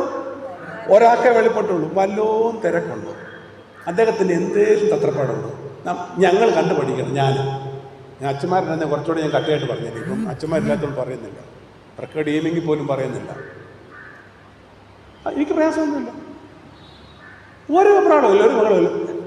എൻ്റെ കാലത്ത് ഇതൊക്കെ നടന്നു, എൻ്റെ ഞാൻ അതൊക്കെ ചെയ്തു, ഞാൻ ഇതൊക്കെ ഒരു ഈഗോയും ഇല്ലെന്ന് ഈ ശുശ്രൂഷയിലെ ഒരു ഈഗോ ഇതിനകത്തില്ല. ഈഗോ വരുന്നതുകൊണ്ടാണ് ദൈവം നമ്മിൽ കൂടെ ഒന്നും പ്രവർത്തിക്കാത്തത്. എനിക്ക് പ്രസംഗിക്കാൻ അറിയാം, എനിക്ക് അങ്ങനെ ഒന്നും ചിന്തിച്ചു പോകുകയേ ചെയ്യരുത്. എനിക്ക് പാട്ട് പാടാൻ അറിയാം, എൻ്റെ കഴിക്ക് വേറെ ആരില്ല, ഞാൻ രൂപക്കുറ്റി വീശിയിൽ ശരിയാവില്ല എന്ന് ബാബുവിൻ്റെ മനസ്സിൽ തോന്നിപ്പോയാൽ തീർന്നു മണി. ഞാൻ അസിസ്റ്റ് ചെയ്തില്ലെങ്കിൽ ഇവിടെ മാന ഇടിഞ്ഞ് വീഴുന്ന കൊച്ചുമോൻ തോന്നിയാൽ തീർന്നു. ഞാൻ പ്രസംഗിച്ചില്ലെങ്കിൽ ഇവിടെ എന്തോ സംഭവിക്കുന്നു എനിക്ക് തോന്നി, അതും തീർന്നു. പാടില്ല. God has his own people to do his thing on this planet in his way. We have our own way, but he has his own way. ഇത് റിയലൈൻ ചെയ്യുന്ന സന്ദർഭത്തിലാണ് ശരിയായിരിക്കുന്നതായി തീരുന്നത്. അദ്ദേഹം പറഞ്ഞ ആദ്യ ഫസ്റ്റ് സ്റ്റെപ്പ് എന്നാണ്? നൽകിത്തന്ന ദൈവത്തിന് ഗ്രാറ്റിറ്റ്യൂഡോടുകൂടെ നന്ദി പറഞ്ഞു. എങ്ങനെ നന്ദി പറഞ്ഞു? ദൈവത്തെ ദൈവമായിരിക്കുന്ന തരത്തിൽ അക്സെപ്റ്റ് ചെയ്തുകൊണ്ട്, worshiping him as he is and praising him what he has done for me. ദൈവമേ, നീ എനിക്ക് ചെയ്ത നന്മകൾക്ക് തന്നെ ഇരുന്ന് ചിലപ്പോൾ ധ്യാനിക്കുന്ന സന്ദർഭത്തിൽ അറിയാതെ കണ്ണിൽ കൂടെ കണ്ണീരൊക്കെ ഒഴുകും. എൻ്റെ ഇന്നലകളെയൊക്കെ ഞാൻ ഓർക്കുന്ന സന്ദർഭത്തിലെ, എൻ്റെ ചെറുപ്പകാലങ്ങളെയൊക്കെ ഞാൻ ഓർക്കുന്ന സന്ദർഭത്തിൽ ഈ തമിഴ്നാട്ടുകാരുടെ ഈ ഡ്രസ്സ് തേച്ചുകൊണ്ട് വീട്ടിൽ കൊണ്ട് തരുമ്പോഴേ ഇങ്ങനെ ഒത്തിരി അടുക്കുള്ള തേക്കാനൊന്നും ആരോഗ്യമില്ലാത്തതുകൊണ്ട് ഇങ്ങനെ കൊണ്ട് കൊടുക്കുകയും, അപ്പോൾ അത് ഞാൻ എടുത്തിട്ട് എൻ്റെ അലമാരിയിൽ ഇങ്ങനെ അടുക്കി വെക്കുമ്പോൾ, ഒരു ഷർട്ട് എടുക്കാൻ ഞാൻ അലമാരി തുറക്കുമ്പോൾ നിരന്നിരിക്കുന്ന ഷർട്ടുകളെ കാണുമ്പോൾ, ഒരു കാലത്ത് ഒറ്റ ഷർട്ട് കൊണ്ട് മാത്രം ഞാൻ കൺവെൻഷൻ പ്രസംഗത്തിന് പോയിട്ടുണ്ട്. ഒറ്റ ഷർട്ട് കൊണ്ട് മാത്രം. എനിക്ക് നാണമൊന്നുമില്ല. ഞാൻ അനുഭവിച്ച വഴികളെക്കുറിച്ച് നിങ്ങളെ ഓർപ്പിക്കുന്നതിന്. ഞങ്ങൾ പാലക്കാട് താമസിക്കുന്ന സന്ദർഭത്തിൽ ഒറ്റ ഷർട്ട് മാത്രമേ ഉള്ളൂ. അത് മുകളിൽ കഴുകി ഇങ്ങനെ ഇട്ടിരിക്കുക. പാലക്കാട് കുനിശ്ശേരിയിലെ മിഷൻ ഹൗസിലാണ്, മർത്തോമാ സഭയുടെ മിഷൻ ഹൗസാണ്. ഞാനവിടെ താമസിക്കുക, ഇവാഞ്ചലിസ്റ്റായിട്ട്. നെറ്റിട്ടിരിക്കുക കുറേ. ഞങ്ങൾക്ക് 2 പിള്ളേരുമുണ്ട്. അപ്പോൾ കൊച്ചു കുഞ്ഞ് ഉണ്ട്, അടുത്തുണ്ട്, മോനും അടുത്തുണ്ട്. എനിക്ക് പനമണ്ണെന്ന് പറയുന്ന സ്ഥലമുണ്ട് നിലമ്പൂർ. എൻ്റെ സ്നേഹിതൻ PM എബ്രഹാച്ചിൻ്റെ പള്ളിയാണ്. 4 ദിവസത്തെ കൺവെൻഷനാണ്. അപ്പോൾ ഞാൻ സാധാരണ ചെയ്യുന്നത് ആ ഒരെണ്ണം കഴുകി ഇട്ട് പിറ്റേ ദിവസം എടുത്ത് അത് തേച്ചിട്ടുകൊണ്ട് പോകും. അങ്ങനെയൊക്കെയാണ്. മോളിൽ ഇപ്പോൾ എനിക്ക് പോകേണ്ടിയുണ്ട്. ഒരു കളറുള്ളതുകൊണ്ട് നല്ല കൺവെൻഷൻ ഇടാമെന്ന് പറഞ്ഞുകൊണ്ട് കഴുകി അയൽ ഇങ്ങനെ ഇട്ടിരിക്കുകയായിരുന്നു. പിറ്റേ ദിവസം നാളെ പോകേണ്ടതാണ്. അന്ന് കള്ളം കയറി ഇതെടുത്തുകൊണ്ട് പോയി. നിങ്ങൾക്കൊക്കെ സന്തോഷം കേട്ടപ്പോൾ ഞങ്ങൾക്കുണ്ടായ വിഷമമെന്ന് ഓർത്ത് എനിക്കുണ്ടായ വിഷമം. എടാ, ഇന്ന് എനിക്ക് കൺവെൻഷന് പോകണം. മോളെ ഇന്നലെ രാത്രി കഴുകിയിട്ടാണ്, ഞാൻ എങ്ങാണ്ട് പോയിട്ട് വന്ന് കഴുകിയിട്ടതാണ്. അതേ ഉള്ളൂ. പിന്നെ എങ്ങനെ പോയെന്ന് ചോദിച്ചാൽ അവളെ എവിടെയോ ഇങ്ങനെ മറന്നു വെച്ചതായിരിക്കണം. ഒത്തിരി പൈസ കയ്യിൽ കൊണ്ടായിരുന്നു. ഒരു ടീ-ഷർട്ട് അത് വിട്ടുകൊണ്ട് പോയി. പാലക്കാട് ചെന്നിട്ട് ഒരു കളറുള്ള ജുബ വാങ്ങിച്ചു. അത് വിട്ടുകൊണ്ടാണ് ഞാൻ. അപ്പം ഞാൻ വീട്ടിൽ നിന്ന് ഇറങ്ങിയപ്പം ഈ 2 വള്ളി ചപ്പലുണ്ടല്ലോ, അത് ഡിസൈൻ ഉണ്ടാകും കുറച്ച് നാളിട്ട് കഴിയുന്ന ഉടനെ. സാറിന് അറിയത്തില്ല, സാറിന്മാർക്കൊന്നും അറിയത്തില്ല, എനിക്കറിയാം. ജോർജിക്കും അറിയത്തില്ല, പക്ഷേ എനിക്കറിയാം. മനസ്സിലായി? ഡിസൈൻ ഉണ്ടാകും. ആ ഡിസൈൻ ഉള്ളതാണ് ഇട്ടുകൊണ്ട് ഇറങ്ങിപ്പോകുന്നു. ആൾ പറഞ്ഞു, ഇതിൻ്റെ പരുവം കണ്ടിട്ട് അങ്ങ് ചെല്ലുന്ന ലക്ഷണമില്ല. പാലക്കാട് കഴിഞ്ഞിട്ട് വളാഞ്ചേരി ബസ് ഇറങ്ങാൻ നേരത്ത് പുറകിൽ നിർത്തുന്നതേ കയറി ചവിട്ടി. എന്തോ ഉണ്ടായി കാണുമെന്നറിയാമല്ലോ. അതങ്ങ് പൊട്ടിപ്പോയി. അപ്പം ഉടുപ്പില്ല, ചെരുപ്പില്ല. ഇന്ന് ഞാൻ എൻ്റെ ആ തിണ്ണയ്ക്കിരിക്കുന്ന ആ സ്റ്റാൻഡ് വന്ന് നോക്കിയാൽ എത്ര ചെരുപ്പ് വെച്ചിട്ട്. ഞാൻ നന്ദിയുള്ള ഹൃദയത്തോടാണ് പറയുന്നത്. എൻ്റെ അനുഭവത്തിൻ്റെ വെളിച്ചത്തിലാണ് വേദപുസ്തകം ഞാൻ പറഞ്ഞത്. വളാഞ്ചേരിയിലോട്ട് ആ ചുട്ടുപഴുത്ത ടാറിലോട്ട് കാലുകുത്താൻ വയ്യ. കയറി നിൽക്കുക, ഏതായാലും പോയാൽ പറ്റുള്ളൂ എനിക്ക്. അവിടുന്ന് ഓപ്പോസിറ്റ് സൈഡിൽ നിന്നുകൊണ്ട് ഒരാൾ എന്നെ കൈകൊട്ടി വിളിക്കുന്നു, തമ്പാൻ സാറേ എന്ന് കൈകൊട്ടി വിളിക്കുന്നു. അപ്പോൾ ഈ മുസ്ലിങ്ങളുടെ നാട്ടിൽ എന്നെ അറിയുന്ന ആരാ? അതുകൊണ്ട് ഞാനിങ്ങനെ കുഞ്ഞിരുന്നു. കുറച്ച് കഴിഞ്ഞപ്പോൾ പിന്നെയും വിളിച്ചു, തമ്പാൻ്റെ ജോർജ് സാർ തന്നെ അല്ലയോ അത്? എന്നെ കൈ കാണിച്ചു. നോക്കിയപ്പോഴേ ഞങ്ങളുടെ ചിരപരിചിതമായ എൻ്റെ യോഗത്തിൽ പങ്കെടുത്ത് കർത്താവിൻ്റെ വേലയിൽ വ്യാപൃതനായി ചെറിയ ശുശ്രൂഷ നിർവഹിച്ചു കൊടുക്കുന്ന ഒരു മനുഷ്യനാണ് ബെന്നി. അവൻ്റെ ചെരുപ്പ് കടയാപ്പുറത്ത് ഓപ്പോസിറ്റ്, ജസ്റ്റ് ഞാൻ നിൽക്കുന്നതിൻ്റെ ബസ് വെയിറ്റ് ചെയ്യുന്നതിൻ്റെ ജസ്റ്റ് ഓപ്പോസിറ്റ് രണ്ട് ചെരുപ്പ് കടയാണ്. അവിടെ നിന്ന് വിളിച്ചു, വാ. ഞാൻ ചുട്ടുപൊള്ളുന്ന ടാർ റോഡിൽ കൂടെ ചവിട്ടി അപ്പുറം ചെന്ന് കാര്യങ്ങളൊക്കെ പറഞ്ഞ് ചായയൊക്കെ കുടിച്ച് കഴിഞ്ഞ് എങ്ങോട്ടാണ് പോകേണ്ടത്? ഇന്നടുത്താണ് പോകേണ്ടത്, കൺവെൻഷന് പോവാം. ഞാൻ എന്താ വന്ന് തരേണ്ടത്? കുറച്ച് നാളായല്ലോ വന്നിട്ട്. ഇപ്പോൾ വന്ന മദ്രാസിൽ നിന്ന് വന്ന പുതിയ ചെരുപ്പുണ്ട്, ഞാൻ ഒരെണ്ണം എടുക്കട്ടെ, ഏതാ സൈസ് എന്ന് പറഞ്ഞ് എൻ്റെ കാലിലോട്ട് നോക്കി. അല്ല, ചെരുപ്പ് എവിടെ? ഇവിടെ മോനെ, അതിവിടെ അങ്ങോട്ട് ഇറങ്ങിയപ്പം ഒരാൾ പുറകിൽ നിന്ന് ചവിട്ടി അതങ്ങ് പൊട്ടിപ്പോയി. അവൻ്റെ കണ്ണുകൾ കൂടെ വെള്ളം നിറഞ്ഞ് ദൈവത്തിന് നന്ദി പറഞ്ഞു. ഇവിടം വരെയും കൊണ്ടുവന്നല്ലോ. ഞാൻ പറഞ്ഞു, എൻ്റെ മോനെ നിനക്ക് കടയുണ്ടെന്ന് എനിക്കറിയത്തില്ലായിരുന്നു, പക്ഷേ എൻ്റെ ദൈവത്തിന് തെറ്റ് പറ്റത്തില്ല. അപ്പം ഉടുപ്പും കിട്ടി, ചെരുപ്പും കിട്ടി. ദൈവം ചെയ്ത നന്മകളെ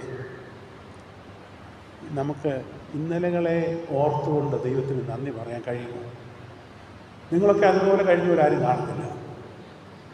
ഞങ്ങളുടെ സുവിശേഷ വേലയുടെ കഴിഞ്ഞ വർഷങ്ങളിൽ അനുഭവിച്ച ത്യാഗത്തിൻ്റെ പന്താവുകൾ അനുസ്മരിച്ചാൽ ദൈവത്തിൻ്റെ അത്ഭുതകരമായ കഴിവുകൾ ഞങ്ങൾ കണ്ടിട്ടുണ്ട്. ദൈവത്തിന് നന്ദി കൊടുക്കുന്ന, നന്ദി പറയുന്ന, ദൈവത്തിന് സ്തോത്രം ചെയ്യുന്ന ഒരു ഗ്രാറ്റിറ്റ്യൂഡ് നമ്മുടെ അകത്തുനിന്നുണ്ടാകും. അങ്ങനെ ആകുമ്പോൾ നമുക്ക് ഈ അഹങ്കരിക്കാനോ ഞെളിയാനോ ഒന്നും അവകാശമില്ലെന്നേ. ഒന്നിനും നമുക്ക് പോകാനായിട്ടില്ല. അവർക്ക് എന്തെങ്കിലും ഉണ്ടോ? ഈ കൊച്ചന്മാർ വല്ലതും ഉണ്ടോ? ഇല്ല, ഒന്നുമില്ല. അവരെ കണ്ട പറയുമോ? ഒന്നും പറയില്ല. അതായിരിക്കണം ഒരു ഭക്തന്റെ ജീവിതത്തിൽ ഉണ്ടായിരിക്കേണ്ട ശ്രേഷ്ഠമായ ഗുണങ്ങൾ. ദൈവസന്നിധിയിൽ ദാനിയേലിന്റെ ശുശ്രൂഷ അർത്ഥവത്തായി നിർവഹിക്കത്തക്ക തരത്തിൽ ദൈവകരങ്ങളിൽ അദ്ദേഹത്തെ ദൈവം ഉപയോഗിച്ചു.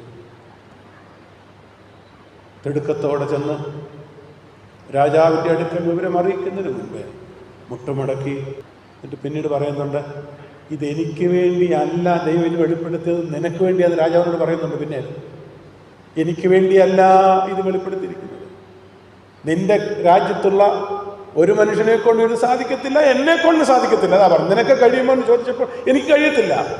നിന്റെ രാജ്യത്തുള്ള ഒരു മനുഷ്യനും പറ്റത്തില്ല. പക്ഷേ ജീവിക്കുന്ന ഒരു ദൈവമുണ്ട് നിനക്ക് വെളിപ്പെടുത്താൻ വേണ്ടി ദൈവം ഇത് ചെയ്തിരിക്കുന്നു. അപ്പോഴും ഒരു കാര്യം ചെയ്തു. എനിക്കിത് ദൈവം ചെയ്തത്, എന്നിൽ കൂടെ ഇത് ദൈവം ചെയ്തത് എൻ്റെ ദൈവത്തെ നിന്റെ മുൻപിൽ വെളിപ്പെടുത്താൻ വേണ്ടിയാണ്. മഹത്വം എടുക്കുവാൻ, giving all glory and honour to him alone, him alone. അവന് മാത്രമാണ് മഹത്വം, മാനവും മഹത്വവും എല്ലാം. ആർക്ക്? ഈ ദൈവത്തിൻ്റെ മാനവും മഹത്വവും അന്വേഷിക്കുന്ന ഒരു മനുഷ്യനെ പോലും ദൈവം ഇതുവരെ വെറുതെ വിട്ടിട്ടില്ല. അവൻ ആർക്കും കടക്കാരനല്ല. ഈ ദാവീദിനെ രാജസ്ഥാനത്ത് എത്തിച്ചതിൻ്റെ പിൻപിലുള്ള രഹസ്യത്തെക്കുറിച്ച് ഒരു ദൈവശാസ്ത്രൻ പറഞ്ഞത് എൻ്റെ മനസ്സിൽ ഇപ്പോഴും ഓടി വരും. David's concern for God's glory and honour is matched by the God's concern for David's throne. David's concern for God's glory and honor is matched by God's concern for David's throne. ദാവീദിന്റെ സിംഹാസനത്തെ പറ്റി ഇത്രയും ദൈവം കരുതാൻ കാരണം ദാവീദിന് ദൈവത്തിന്റെ സിംഹാസനത്തെ കുറിച്ചുള്ള മതിപ്പാണ്, ശ്രേഷ്ഠമായ അന്വേഷണമാണ്. യഹോവയുടെ പെട്ടകം വല്ലാതെ ഇരിക്കുന്നുവെന്ന് കണ്ടപ്പോൾ അതിന് വേണ്ടി അന്വേഷിച്ചതിന് ഇടം കണ്ടെത്താൻ, അതിനുവേണ്ടി ക്രമീകരണങ്ങൾ ചെയ്യുന്ന, ദൈവത്തിന്റെ മഹത്വം അന്വേഷിക്കുന്ന മനുഷ്യനെ ദൈവം അന്വേഷിച്ചുയർത്തും. ദൈവത്തെ അന്വേഷിക്ക്, ദൈവം നിന്നെ മാനിക്കും, ദൈവം നിന്നെ ഉയർത്തും. ദാനിയേലേ, നീ ചരിത്രമുള്ള കാലത്തോളം ഉയർത്തപ്പെടും, സ്മരിക്കപ്പെടും. ഒന്നും ചെയ്യേണ്ടതില്ല എക്സ്ട്രാ. അങ്ങനല്ലേ ചരിത്രം പഠിപ്പിക്കും? അങ്ങനെ ഒരു മനുഷ്യരാവാൻ, ദൈവത്തിൻ്റെ മഹത്വം അന്വേഷിക്കുന്ന മനുഷ്യരാവാൻ ബൈബിൾ കോളേജിൽ പോയി പഠിക്കൊന്നും വേണ്ട. ദൈവവുമായിട്ട് ആളത്തെ ബന്ധത്തിലൂടെ ഉരുത്തിരിയുന്ന അനുഭവജ്ഞാനമാണത്, പേഴ്സണൽ എക്സ്പീരിയൻസ്. ഇത് നമ്മുടെ ജീവിതത്തിൽ ഉണ്ടായിരിക്കട്ടെ. ജീവിതം അനുഗ്രഹിക്കപ്പെടും, നമ്മിലൂടെ നമ്മുടെ ചുറ്റുപാടുകളിലും അനുഗ്രഹിക്കപ്പെടും. ഞാൻ ഈ ബിംബത്തെക്കുറിച്ചൊക്കെ പറയാൻ വേണ്ടിയാണ് ഊരിക്കൊണ്ട് വന്നത്. പക്ഷേ ഇതിങ്ങനെ വിശദീകരിച്ചില്ലെങ്കിൽ ഇത് പറയുമ്പോൾ അർത്ഥവത്തായി തീരത്തില്ല. അതുകൊണ്ടാണ് നമ്മൾ ഇവിടെ നിന്നത്. അടുത്ത ആഴ്ച നമുക്കിതിനെക്കുറിച്ച് സാരമായിട്ട് പഠിക്കാം. നിങ്ങൾ വായിച്ചുകൊണ്ട് വരണം. ആ ഭാഗം മുഴുവനും നന്നായിട്ട് വായിച്ചുകൊണ്ട് വരണം. ദൈവത്തിൻ്റെ മഹത്വം അന്വേഷിച്ച ദാനിയേൽ, ദൈവത്തിന് വേണ്ടി മാത്രം നിന്ന ദാനിയേൽ. സ്വന്തം മഹത്വം അന്വേഷിച്ചില്ല, സ്വന്തം സുരക്ഷിതത്വം നോക്കിയില്ല. നമുക്കെന്താ ഒരു വെല്ലുവിളി തരുന്നത്? ദൈവത്തിന് വേണ്ടി നിൽപ്പാൻ, ദൈവത്തെ വെളിപ്പെടുത്താൻ നമ്മുടെ ജീവിതത്തിലൂടെ. അത് സ്വാഭാവികമായിരിക്കണം, കൃത്രിമമായിരിക്കില്ലേ. എന്നെക്കൊണ്ടെല്ലാം പറ്റും അങ്ങനെയൊന്നും വരുന്നത്. അത് നാച്ചുറലായിട്ട് വരണം, സ്വാഭാവികമായിട്ട് വരണം. ഈ ദാനിയേലിനെ കണ്ടുപിടിച്ചിരിക്കുക എല്ലാം സ്വാഭാവികമാണ്, നാച്ചുറലായിട്ട് വരുന്നതാണ്. ഞാൻ മിടുക്കനാണെന്ന് അങ്ങനൊന്നുമില്ല, എനിക്കിതൊക്കെ കഴിയും, അങ്ങനെയുമില്ല. നിനക്ക് കഴിയുമെന്ന് ചോദിച്ചപ്പോൾ പറയാം എനിക്ക് പറ്റത്തില്ലെന്നാണ് പറഞ്ഞത്. കിട്ടിയിട്ട് അങ്ങനെ ഒന്നാകാൻ നമുക്ക് ആഗ്രഹിക്കാം. ദാനിയേലിൻ്റെ പഠനത്തിലൂടെ സാധിക്കേണ്ട അതല്ലേ? ദാനിയേലിൻ്റെ ക്വാളിറ്റി നമ്മുടെ ജീവിതത്തിൽ പകർത്താനുള്ള ഒരാഗ്രഹം. ദാനിയേൽ എന്നൊരു മനുഷ്യൻ ചരിത്രത്തിൽ ജീവിച്ച് അദ്ദേഹത്തിൻ്റെ ജീവിതത്തിൽ കൂടെ സാധ്യമായെങ്കിൽ ഈ കാലത്തിൽ ജീവിക്കുന്ന എന്നിലൂടെയും അത് സാധിക്കും. അത് സാധിപ്പിക്കുന്ന ഒരു ദൈവമുണ്ട്. ആ ദൈവത്തോടൊത്ത് നമുക്ക് മുന്നേറാനായിട്ട് ആഗ്രഹിക്കാം. ദൈവകരങ്ങൾ നമുക്കതിന് സമർപ്പിക്കാം. നമുക്കതിനൊരു ആഗ്രഹം ഉണ്ടാകട്ടെ. ദാനിയേൽ ചെയ്തതുപോലെ ദൈവം വെളിപ്പെടുത്തിയപ്പോൾ ദൈവത്തിന് നന്ദി പറയാൻ മടി കാണിക്കാത്തതുപോലെ ദൈവം നമ്മുടെ ആയുസ്സിൽ ചെയ്തിരിക്കുന്ന നന്മയ്ക്ക് ദൈവത്തിന് നന്ദി പറയാൻ കഴിയുന്നതോടൊപ്പം ദൈവത്തെ ദൈവമായി കണ്ട് ദൈവത്തിന് സ്തുതിയും സ്തോത്രങ്ങളും അർപ്പിക്കാൻ സാധിക്കണം. അങ്ങനെ ദൈവത്തിന് കൊടുക്കേണ്ട മഹത്വം അങ്ങോട്ട് കൊടുക്കുമ്പോൾ ദൈവം തന്നെ നമുക്ക് നൽകുകയാണ്. തൻ്റെ മഹത്വത്തിനായി നമ്മെ ഉപയോഗിക്കുകയാണ്. ചരിത്രത്തിൽ എങ്ങനെ ഉപയോഗിക്കാൻ നമുക്ക് അറിഞ്ഞുകൂടാ. ദൈവത്തിനറിയാം. ദൈവം ഉപയോഗിച്ചോളൂ. എവിടെ, എപ്പോൾ, എങ്ങനെ, അത് ദൈവം തീരുമാനിക്കും.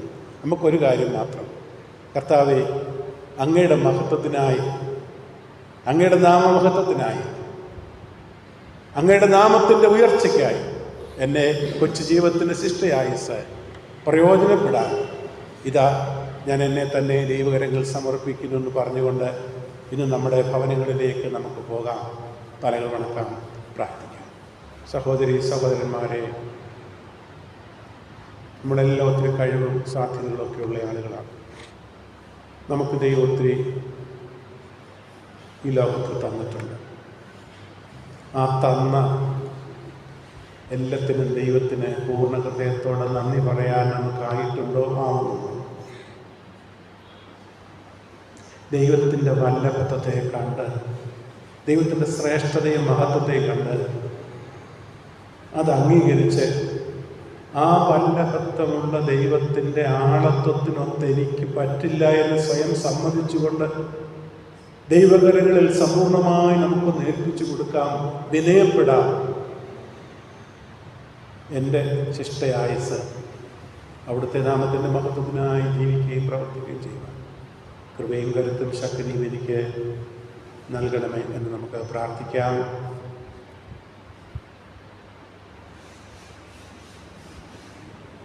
ഞങ്ങളുടെ കർത്താവും ദൈവവുമേ, അനുഗ്രഹിക്കപ്പെട്ട ഈ നല്ല പകൽക്കാലത്തിനായി തിരുമേനിയെ സ്തുതിക്കുന്നു. അല്പസമയം ദൈവവചനത്തിൽ കൂടെ ദൈവശബ്ദം കേൾപ്പാൻ ഞങ്ങളെ ഒരുക്കിയതിനാൽ സ്തോത്രം. ചരിത്രത്തിൻ്റെ ഇന്നലകളിൽ ജീവിച്ചതായിരിക്കുന്ന ദാനിയേലിൻ്റെ ജീവിതത്തിൽ കൂടെ ദൈവത്തെ അർത്ഥവത്തായി താൻ ജീവിച്ച ചുറ്റുപാടിൽ വെളിപ്പെടുത്തിയതുപോലെ ഞങ്ങൾ ജീവിക്കുന്ന കാലത്ത് ഞങ്ങളുടെ ദൈവത്തെ ഞങ്ങളുടെ ജീവിതത്തിലൂടെ അർത്ഥവത്തായി വെളിപ്പെടുത്താൻ ഞങ്ങളെ സഹായിക്കണമെന്ന് പ്രാർത്ഥിക്കുന്നു. ഒരു ദോഷവും മറ്റുള്ളവർക്ക് വരരുതെന്ന് ആഗ്രഹിക്കുന്ന ജീവിതമാക്കി ഞങ്ങളുടെ ജീവിതത്തിൽ തീർക്കണമേ. ഞങ്ങളോടൊത്ത് മറ്റുള്ളവരെ ഉയർത്തിയെടുക്കുവാൻ, ഞങ്ങളെല്ലാവരോടും പരിശ്രമിക്കാൻ കൃപ ഞങ്ങൾക്ക് എല്ലാവർക്കും തരണമേ. ഇന്ന് ഞങ്ങളുടെ കൂടെ അങ്ങുണ്ടായിരുന്നല്ലോ, അതിന് ഞങ്ങൾക്ക് ഐശ്വര്യം ലഭിച്ചു തന്നല്ലോ. നന്ദി പറയുന്നു, സ്തോത്രം ചെയ്യുന്നു. സമാധാനത്തോടെ ഞങ്ങളെ അയക്കണമേ. മശിഹായുടെ നാമത്തിലുള്ള യാചന ദയവായി കേൾക്കണമേ.